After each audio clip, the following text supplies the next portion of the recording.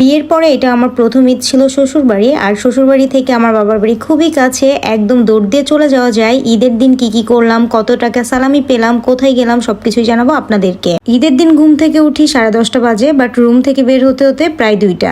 ঘুম থেকে উঠেই দেখি আমার জামাই আমার জন্য এক বাটি সেমাই নিয়ে এসেছে। জামাইকে বললাম সালামি দাও, সে মাত্র 15 টাকা আমাকে দেয়। আর এরপরে আমার ননদ বলে বাইরে বৃষ্টি হচ্ছে ভাবি, চলো আমরা ছাদে গিয়ে গোসল করি। ঈদের দিনটা এত সুন্দর বৃষ্টিতে ভিজলাম আর গাছ থেকে একটা ফলও পেরে নিয়ে আসলাম। রুমে ঢুকেই দেখি আমার শাশুড়ি সুন্দর করে ভুনা খিচুড়ি সাথে মুরগির মাংস রান্না করেছে। কোরবানির গরুকে গোসল করানো হচ্ছিল, একটু পরেই তাকে কোরবানি দেওয়া হবে। আর এদিকে অনেকগুলা গরুর মাংস রান্না করে নিল মা। আমার শাশুড়ির হাতে রান্না কিন্তু খুবই মজার, খুবই টেস্টি। আমার তো বেশ ভালোই লাগে, ভেবেছি তার কাছ থেকে একটু একটু করে রান্নাও শিখে নিব। আমি নিজেও পারি, বাট আমার তো হয়তো পারফেক্ট হয় না। এক একজনের রান্নার ধরন কিন্তু এক এক রকম। ছাদ থেকে যে ফলটা পেরে নিয়ে এসেছিলাম সেটা এখন কেটে রাখবো টেবিলে, যেন সবাই নিয়ে নিয়ে খেতে পারে। অনেকে বলতে পারেন আপু আপনি তো আপনার সব কাজ রুমেই করেন। আসলে আমার বাইরে গিয়ে কাজ করতে হয় না, আমার শাশুড়ি সবকিছু আমার রুমেই দেয়। এই তো মাংসগুলা দেখছিলেন, সেটাই রান্না হয়ে গিয়েছে। শাশুড়ি এক বাটি মাংস দিয়ে গেল।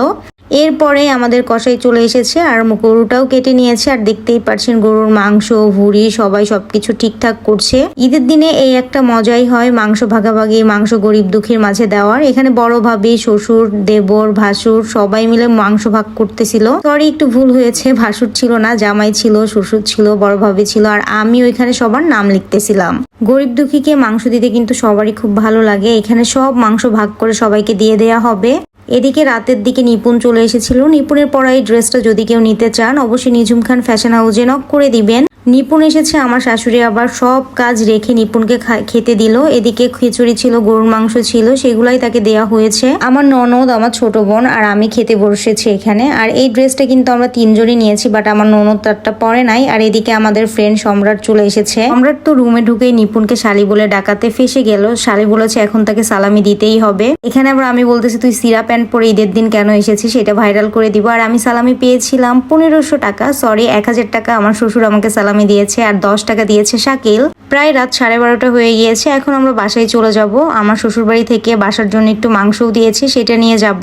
হেঁটে হেঁটেই চলে যাচ্ছি আজকে বাবার বাড়ি, শ্বশুর বাড়ি থেকে। এটা কিন্তু অনেক মজার। কাছে যারা বিয়ে করেছেন তারাই বুঝেন যে এটা কি পরিমাণ মজা। যখন বাবা মাকে দেখতে ইচ্ছে করবে তখনই দৌড় দিয়ে চলে যেতে পারবেন। ফাইনালি আমরা একটু রিক্সা নিয়ে নিলাম, আর এই রিক্সাতে করেই চলে যাচ্ছিলাম। আর এর মাঝে দেখা হয়ে গিয়েছে রাব্বি মামার সাথে। এটা হচ্ছে শাকিলের মামা। মামার কাছেও নিপুণ আবার সালামি চাচ্ছিল। মামা তো আমাকে রোজার ঈদে সালামি দিয়েছিল, এই জন্য বললাম না মামা এবার আর সালামি দেওয়া লাগবে না। আসলে কুরবানি ঈদটা সবার জন্য অনেক হ্যাসেলমূলক, কুরবানি ঈদে একটু খরচ টরচ সবারই অনেক বেশি হয়।